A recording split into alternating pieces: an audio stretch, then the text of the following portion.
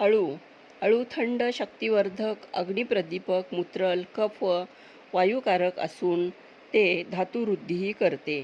बेसन घालून अळूच्या पानांच्या वड्या करतात, मात्र त्यात भरपूर मसाला व तेलाचा वापर करावा, जेणेकरून वायुविकाराचा त्रास होत नाही.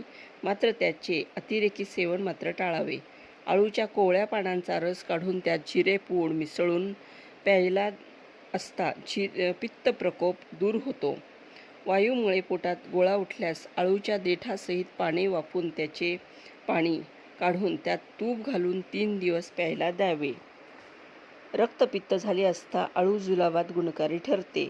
अळूच्या पानांचा रस 3-4 दिवस प्यायल्याने लघवीची जळजळ दूर होते.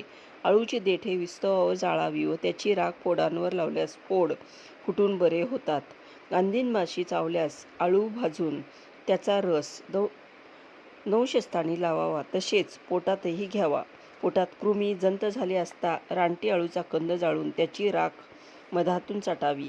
पोटात गुब्बारा धरून शौचाला साफ होत नसल्यास लसणाची फोडणी दिलेली अळूची भाजी खावी.